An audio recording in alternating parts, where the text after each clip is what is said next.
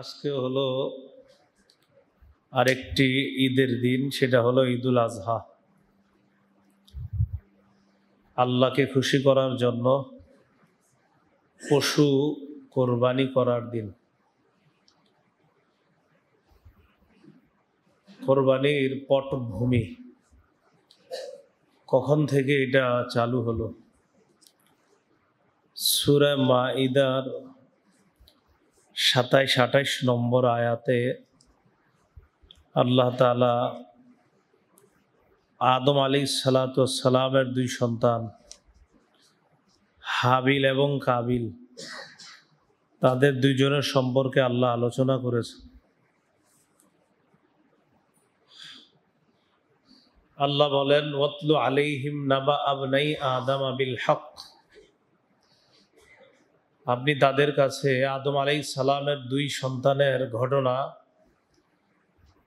যথাযথভাবে বর্ণনা করেন। দুই সন্তানের একজনের নাম হাবিল আর একজনের নাম কাবিল। ইদ করবা কুরবানা, যখন তারা উভয়ে কোরবানি করলো। তাহলে এখান থেকে কোরবানি পাওয়া গেল। কোরবানি কিভাবে করলো? ওই জামানায় কোরবানি কবুল হয়েছে কিনা এটা জানা যেত। আকাশ থেকে আগুন আসতো, আগুন এসে যার কোরবানি জ্বালিয়ে দিবে সেটাই কবুল,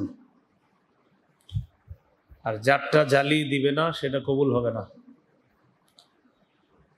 এটা জানা যাইতো, নিয়ম ছিল, পদ্ধতি ছিল। এই উম্মতের উপর আল্লাহর দয়া অনুগ্রহ যে আল্লাহ তাআলা এই সিস্টেমটা রাখেননি। অন্যথায় আমরা জেনে ফেলতে পারতাম আমাদের মাঝে কার কোরবানি হয়েছে, কারটা হয় নাই। এতে করে ওই মানুষটার প্রতি আমাদের ঘৃণা সৃষ্টি হতো, ওই মানুষটাকে আমরা অন্য চোখে দেখতাম। আমরা যেন তাকে অন্য চোখে না দেখি, আল্লাহ তাআলা আমাদেরকে মায়া করে দয়া করে হেফাজত করেছেন।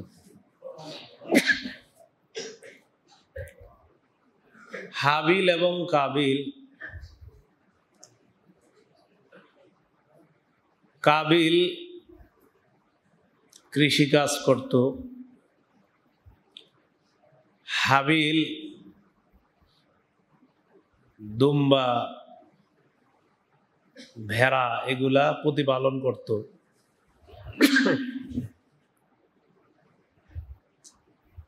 হাবিল মোটা তাজা একটা দুম্বা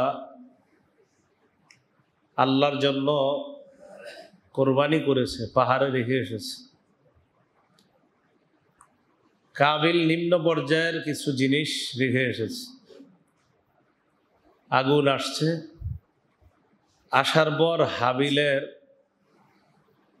কোরবানিকৃত পশু যেটা আল্লাহর জন্য কোরবানি করেছে ওইটা আগুন জ্বালিয়ে দিয়েছে।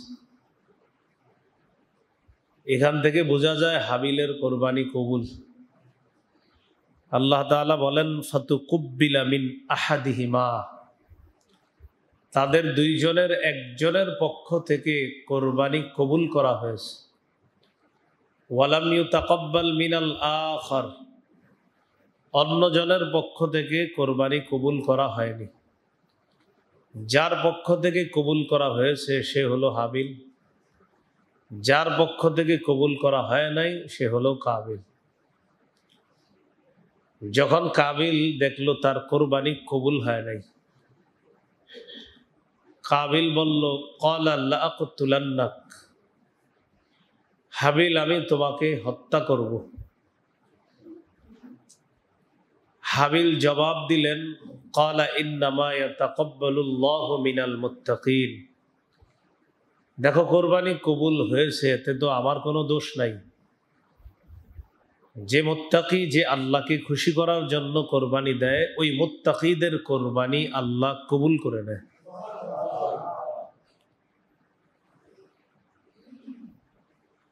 লাইম বাসাত বাসাত্তা ইলাইয়া ইয়াদাকা লিতাকতুলানি, তুমি যদি হত্যা করার জন্য আমার দিকে হাত প্রসারিত করো, মা আনা বিবাসিতি ইয়াদিয়া ইলাইকা লিআকতুলাক, আমি তোমাকে হত্যা করার জন্য আমার হাত প্রসারিত করব না। ইন্নী আখাফুল্লাহ রাব্বাল আলামিন, আমি বিশ্বজগতের রব আল্লাহকে ভয় করি। এই হলো কোরবানির প্রথম পটভূমি।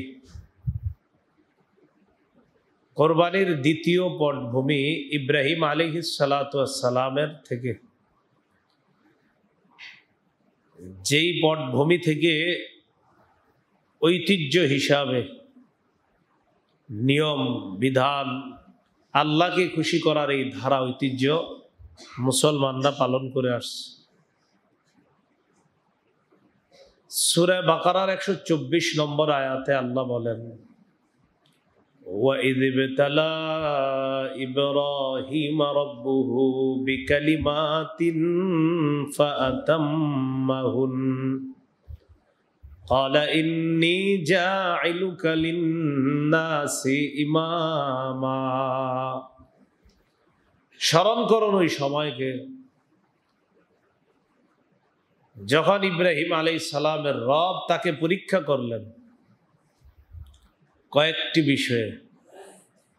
ফাতাম্মাহুন্না, ইব্রাহিম আলাইহিস সালাতু ওয়াস সালাম সবগুলো পরীক্ষাকে পরিপূর্ণ করেছেন। প্রতিটি পরীক্ষায় তিনি পরিপূর্ণভাবে সফল হয়েছেন। ক্বালা ইন্নী জাইলুকা লিন-নাসি ইমামা, আল্লাহ তাআলা বলেন, ইন্নী জাইলুকা লিন-নাসি ইমামা, আমি আপনাকে মানুষের ইমাম বানাবো, নেতা বানাবো। ইব্রাহিম আলাইহিস সালাতু ওয়াস সালাম একটা স্বপ্ন দেখলেন, সবচেয়ে কঠিন একটা পরীক্ষা এটা। স্বপ্ন নবীরা যখন দেখে এটা ওহী হয়ে যায়, নবীদের স্বপ্ন সত্য। ইব্রাহিম আলাইহিস সালাম স্বপ্নে দেখেন তার সন্তান ইসমাইল তাকে জবাই করতেছে। স্বপ্ন দেখার পর সন্তান ইসমাইলকে ইব্রাহিম আলাইহিস সালাতু ওয়াস সালাম স্বপ্নের কথা জানাইলেন। আল্লাহ তাআলা আলোচনাটা আল্লাহর ভাষায় এইভাবে করেছেন, ফালাম্মা বালাগা মাআহুস সা'য়া, ইসমাইল আলাইহিস সালাম যখন ইব্রাহিম নবীর সাথে চলাচলের বয়সে পৌঁছলেন, চলতে পারে, বাবার সাথে হাঁটতে পারে, চলতে পারে, বিভিন্ন কাজ কর্মে সহযোগিতা করতে পারে, এই বয়সে যখন পৌঁছলেন, قال يا بني إني أرى في المنام أني أذبحك فانظر ماذا ترى। ইব্রাহিম নবী বললেন, হে প্রিয় সন্তান, আমি স্বপ্নে দেখলাম আন্নি আযবাহুকা, আমি তোমাকে জবাই করতেছি। ফানজুর মাযা তারা, চিন্তা করে দেখো তুমি কি করবা। قال يا أبت افعل ما تؤمر। ইসমাইল আলাইহিস সালাম কোন প্রকার চিন্তা ভাবনা না করে জবাব দিলেন, আব্বা, ইয়া আবাতি ইফআল মা তুমার, প্রিয় বাবা, আপনাকে যে আদেশ করা হয়েছে, ইফআল, আপনি এটা পালন করেন, এটা তাড়াতাড়ি আপনি সম্পাদন করেন। সাতাজিদুনি ইনশাআল্লাহু মিনাস সাবিরিন, আল্লাহ চাইলে আপনি আমাকে ধৈর্যশীলদের অন্তর্ভুক্ত পাবেন। ইব্রাহিম আলাইহিস সালাম সন্তানকে নিয়ে গেছে, জবাই করবে। তো যখন জবাই করবে, ফালাম্মা আসলামা ওয়া তাল্লাহু লিল জাবিন, তারা উভয়ে আত্মসমর্পণ করলেন রবের কাছে, বাবাও সন্তানও। বাবাও চায় আল্লাহকে খুশি করার জন্য সন্তানকে জবাই করবে, সন্তানও চায় আল্লাহকে খুশি করার জন্য আমি জবাই হব।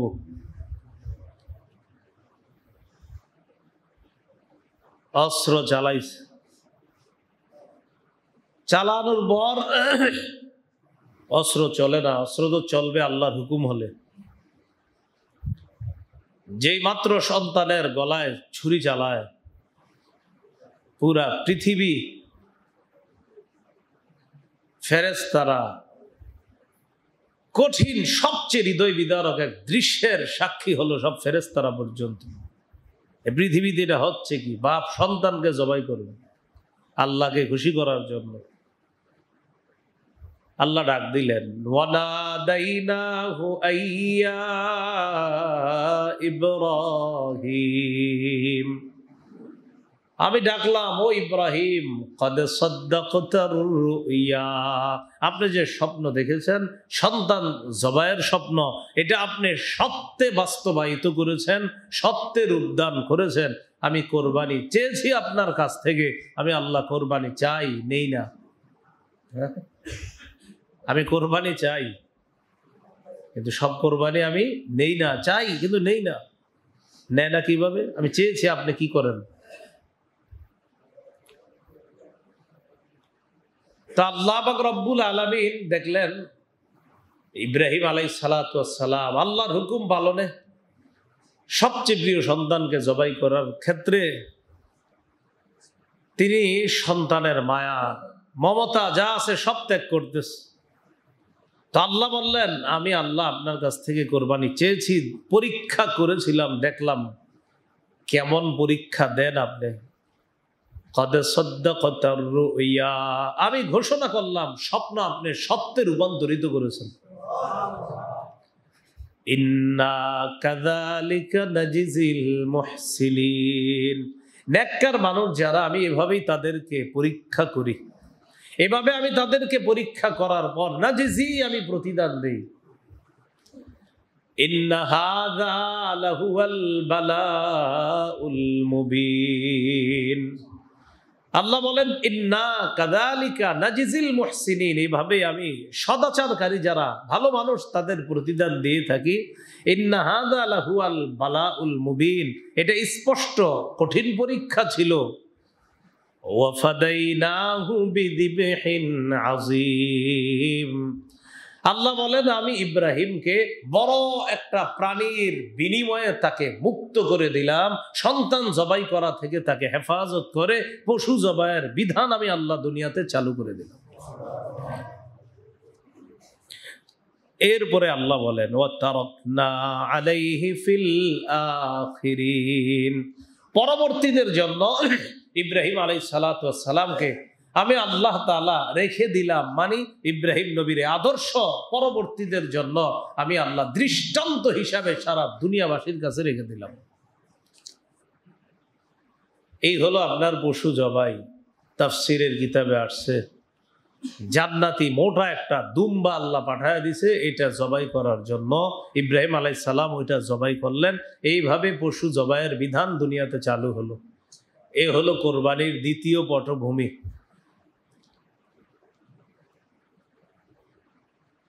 আরবের প্রাচীন সভ্যতায় কোরবানির বিধান ছিল, তবে তারা নিজেদের মন মতো যেইভাবে মন চাইত ওইভাবে করত। প্রাচীন আরবে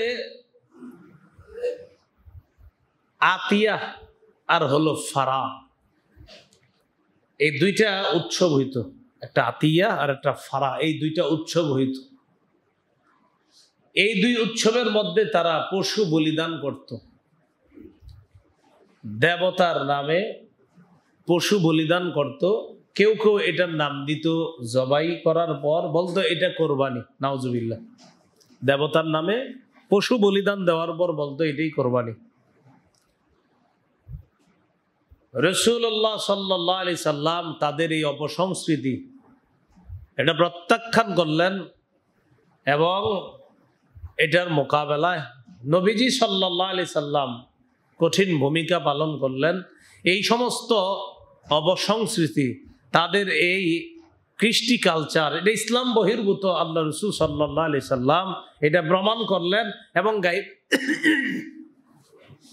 গায়রুল্লাহর নামে কোনো কিছু বলিদান করা, এটাতে কোনো সংস্কৃতি না, বরং এটা একটা কুসংস্কার। এটা রাসূল সাল্লাল্লাহু আলাইহি সাল্লাম প্রমাণ করলেন এবং এটাকে প্রতিহত করলেন। এই প্রথা, এটা প্রাচীন আরবের কোরবানি ছিল।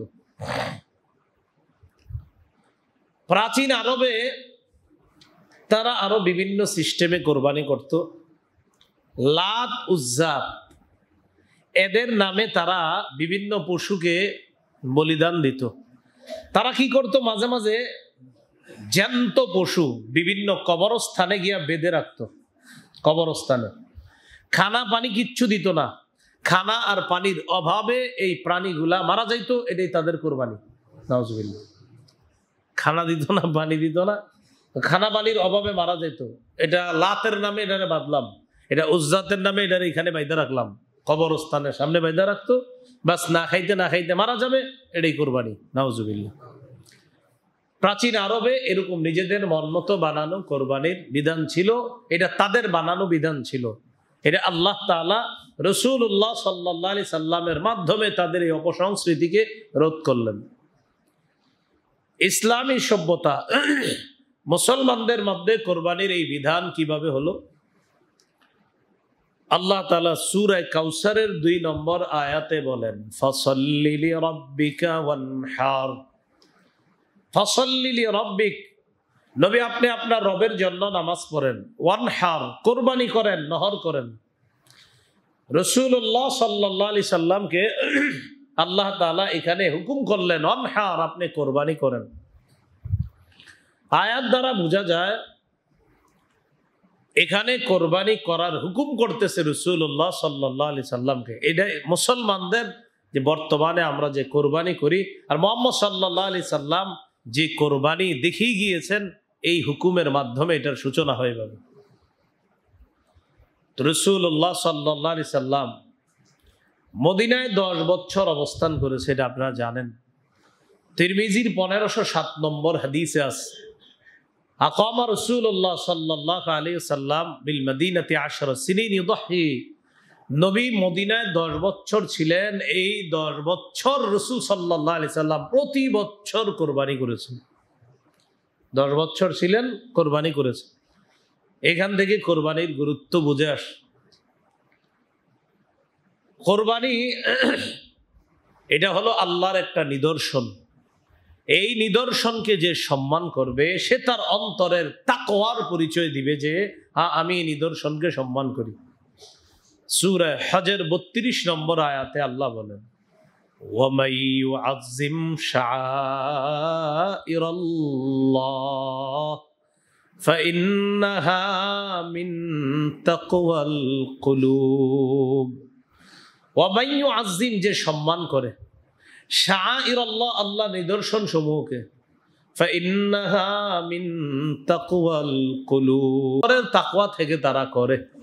আল্লাহ আমাদের সকলকে, আমরা যেন কোরবানি করতে পারি অন্তর থেকে, যে তাকওয়া আল্লাহর কাছে যেন পেশ করতে পারি, যে আল্লাহ গোস্ত রক্ত এগুলা মূলত আমাদের উদ্দেশ্য না, আমাদের উদ্দেশ্য আপনার কাছে যেন আমাদের এই তাকওয়াটা পৌঁছে যায়। কারণ আল্লাহ কোরআনে বলেছেন, লা ইয়ানালাল্লাহা লুহুমুহা ওয়ালা দিমাউহা ওয়ালাকিন ইয়ানালুহুত তাকওয়া মিনকুম। আল্লাহর কাছে বলছে না দিমাউহা লুহুমুহা, কুরবানির গোশত আল্লাহর কাছে বলছে না, ওয়ালা দিমাউহা, রক্ত বলছে না, ওয়ালাকিন ইয়ানালুহুত তাকওয়া মিনকুম, তোমাদের তাকওয়া আল্লাহর কাছে পৌঁছে যায়। তাকওয়া আল্লাহর কাছে পৌঁছে যায়। আল্লাহ আমাদের সকলকে, আমরা যেন আল্লাহর কাছে তাকওয়া পেশ করতে পারি, আল্লাহ তৌফিক দান করেন। কোরবানি এটা আল্লাহর শুকরিয়া আদায় করার জন্য। সূরা হজের 36 নম্বর আয়াতে আল্লাহ বলেন, ওয়াল বুদনা জাআলনাহা লাকুম মিন শাআইরিল্লাহ। ওটকে আমি তোমাদের জন্য আল্লাহর নিদর্শন বানিয়েছি। ওট, ফাযকুরু ইসমাল্লাহি আলাইহা সাওয়াফা,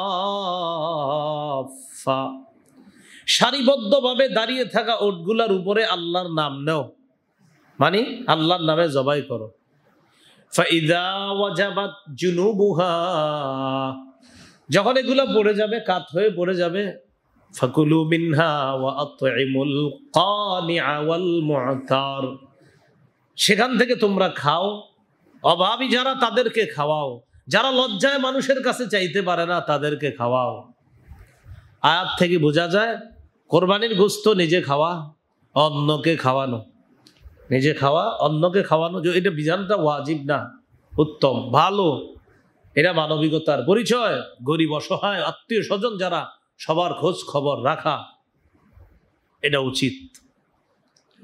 তো আল্লাহ বললেন ফাকুলু মিনহা, খাও, ওয়া আতইমুল কানিআ ওয়াল মু'তার, অভাবীকে খাওয়াও, ওয়াল মু'তার, যে চাইতে পারে না লজ্জায় তাদেরকে খাওয়াও।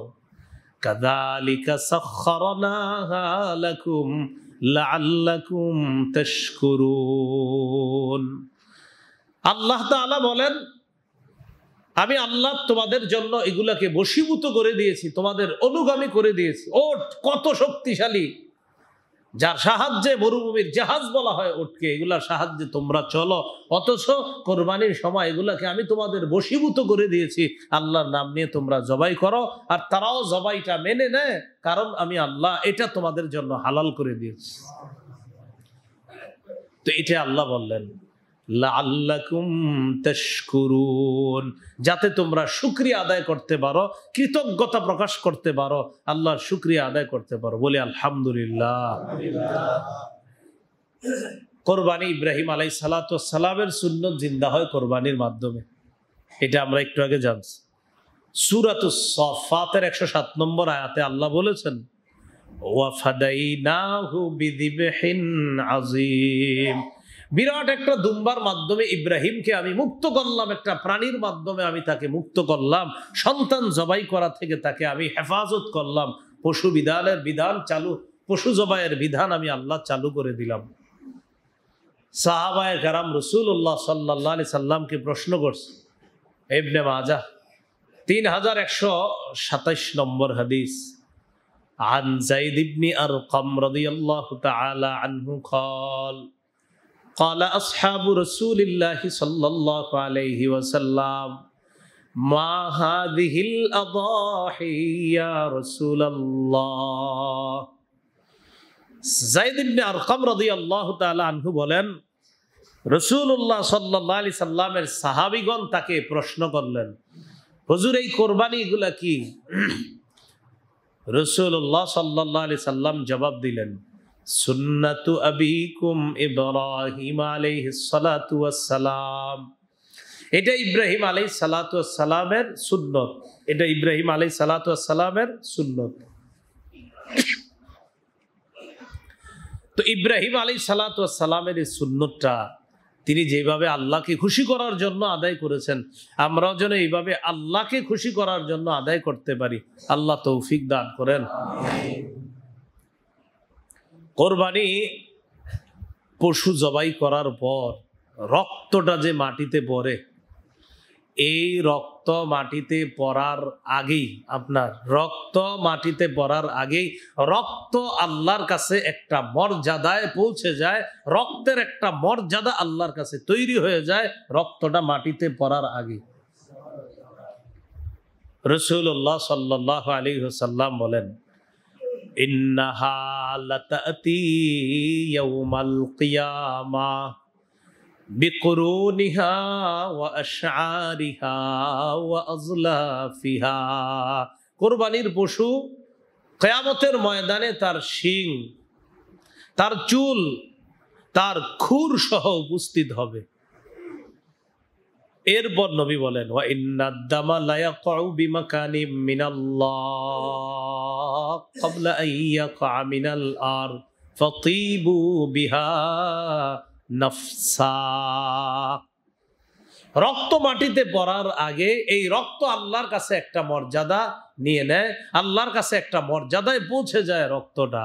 তোমরা সন্তুষ্ট চিত্তে প্রফুল্ল মনে আল্লাহকে খুশি করার জন্য কোরবানি করো, কারণ এটা রক্ত আল্লাহর কাছে এমনভাবে একটা মর্যাদা হয় এটার, যেটা মাটিতে পড়ার আগেই আল্লাহর কাছে এটার একটা মর্যাদা হয়। মর্যাদা মানে যে রক্তের অনেক দাম, কারণ এটা আল্লাহকে খুশি করার জন্য আপনি প্রবাহিত করেছেন। রাসূলুল্লাহ সাল্লাল্লাহু আলাইহি সাল্লাম বলেন, মা আমিলা আদামিয়ুন মিন আমালিন ইয়াউমান নাহ আহাব্বা ইলাল্লাহ মিন ইহরাকিদ দাম। কোরবানির দিন আল্লাহর কাছে সবচেয়ে পছন্দনীয় আমল হলো রক্ত আল্লাহর জন্য প্রবাহিত করা। এই যে রক্ত একটু পরে যারা প্রবাহিত করবেন আল্লাহকে খুশি করার জন্য, নবী বলেন এই আমলটার চাইতে অধিক পছন্দনীয় আমল 10 জিলহজ আর নাই। এত পছন্দনীয় আমলটা আল্লাহর কাছে। সাহাবায়ে কেরাম প্রশ্ন করলেন, ফামালানা ইয়া রাসূলুল্লাহ, হুজুর এইটা করলে আমাদের লাভ কি? এই যে রক্ত প্রবাহিত করবো এতে আমাদের কি লাভ আছে? নবীজি সাল্লাল্লাহু আলাইহি সাল্লাম বললেন, বিকুল্লি শারাতিন হাসানা, প্রতিটা পশমের বিনিময়ে সওয়াব আছে। সাহাবীরা বললেন, ফামালানা সুফ ইয়া রাসূলুল্লাহ, ফামাসসুফ ইয়া রাসূলুল্লাহ, হুজুর যেই সমস্ত প্রাণীগুলা পশমেই প্রাণী, কিছু প্রাণী আছে আপনার বেশি পশম, উপরে পশম আছে বেশি না, তো প্রাণী কিছু আছে প্রচুর পশম, দুম্বা, হ্যাঁ, আরো এই জাতীয় যে প্রাণী যে প্রচুর পশম, এই যে এত পশমওয়ালা প্রাণী, যে উপরে তো পশমই বেশি, ভিতরে তো গোস্ত কম, খালি পশম আর পশম উপরে, এত পশমের বিনিময়ে কি সওয়াব আছে? নবী বললেন, বিকুল্লি শারাতিম মিনাস সুফি হাসানা, পশমওয়ালা যে প্রাণীগুলো আছে প্রতিটা পশমের বিনিময়ে সওয়াব আছে। একটা হলো এই যে আমাদের প্রাণী পশম কম, সওয়াব আছে পশমের। তো সাহাবীরা বললেন, যেই প্রাণীগুলার পশম বেশি, এই বেশি পশমেরও কি সওয়াব বেশি? নবী বললেন, হ্যাঁ, প্রত্যেকটা পশমের সওয়াব আছে আল্লাহর কাছে।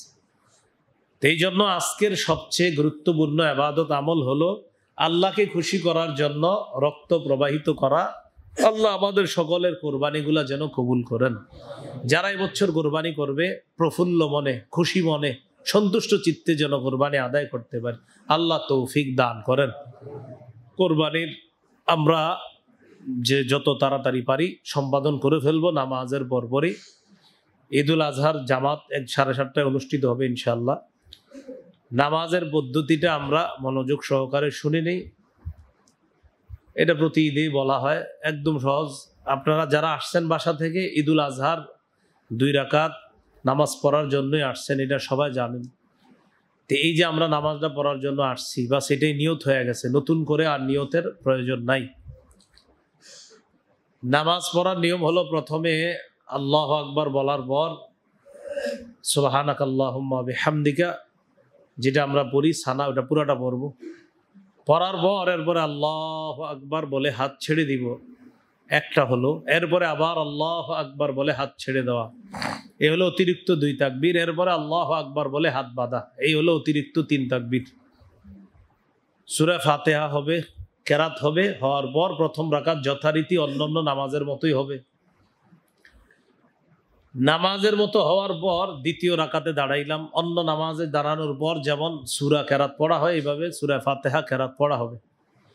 দ্বিতীয় রাকাতে সূরা ফাতিহা এবং কেরাত পড়ার পর রুকুতে যাওয়ার আগে অতিরিক্ত 3টা তাকবীর, আল্লাহু আকবার 1 তাকবীর, আল্লাহু আকবার 2 তাকবীর, আল্লাহু আকবার 3 তাকবীর। 3ও তাকবীরে হাত ছেড়ে দিবেন। এরপরে রুকুর তাকবীর বলে রুকুতে যাব, ওইটা 4র্থ তাকবীর। হ্যাঁ, এরপরে রুকুর তাকবীর বলে রুকুতে যাব, বাস। পরের গুলা তো সহজই, এইভাবে আমরা আদায় করব।